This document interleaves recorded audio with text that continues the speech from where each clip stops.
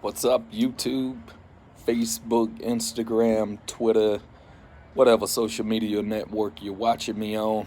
It's the Deck Talking Devil back with you again on this beautiful Saturday evening. Hopefully, your day is going well. Everything's working the way that you planned. I'm enjoying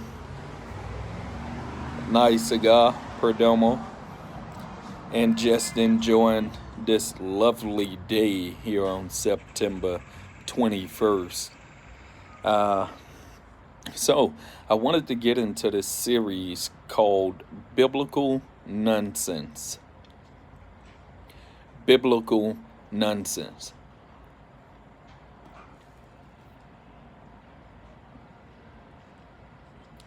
Most of us grew up in Christian households,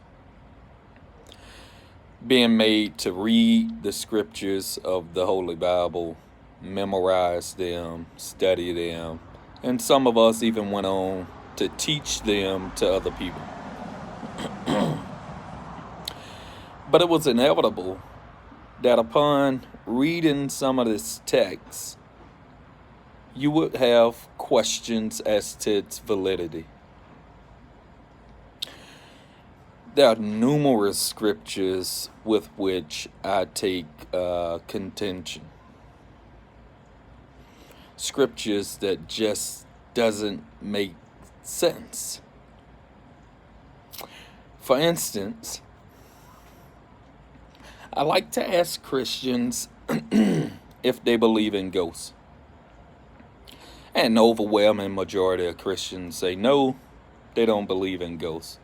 They believe that there are demons who have powers given to them by God, allowed to use these powers, and so they can manifest themselves and try to deceive people as if they're somebody.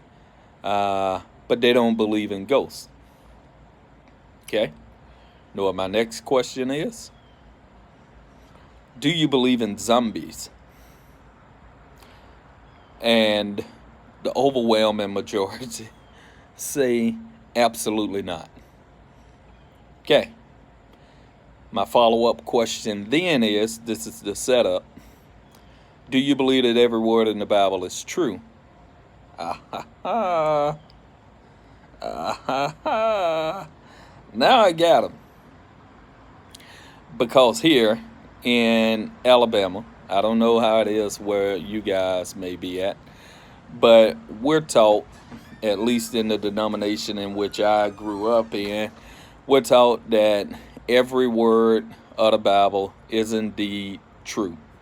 That the Bible is the infallible word of God and that it is perfect, and every word in it from Genesis to Revelation is to be taken as truthful.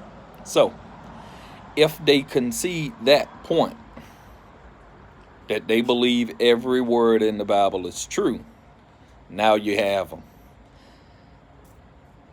Now you follow up with the zombie apocalypse in Matthew. In the book of Matthew, when Jesus was being crucified, he was hanging on the cross. When he gave up the ghost, apparently all of the dead people in Jerusalem got up out of their graves and went home. Go back and read it.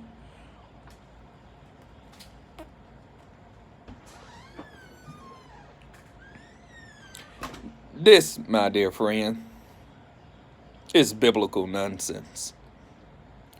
To say in one breath that you don't believe in zombies, and then to say that you believe that every word in the Bible is true, is a problem. Because if you honestly believe that every word in the Bible is true, you have to believe in zombies.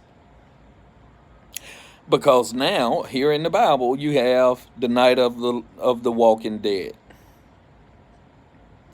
where the graves in Jerusalem opened up, the corpses were reanimated, bodies resuscitated, bodies that could have been there for decades. So we're not going to worry about the body going through decomposition, being maggot food. We're not going to worry about that. We're just going to put some life back in the bodies and allow these beings to roam around Jerusalem. I don't believe it. I do not believe it for one instant. This is a prime example of biblical nonsense.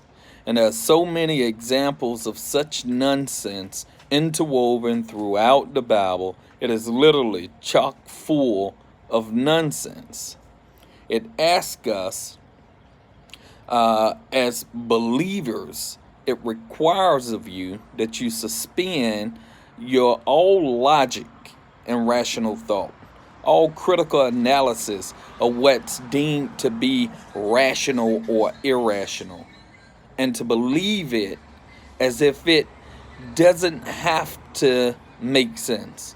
It doesn't have to fit our model of reality. And I submit to you that such thinking is in fact irrational and nonsense. So, I'm going to be addressing such things as this in this series, Biblical Nonsense. This is just a little teaser, just a taste.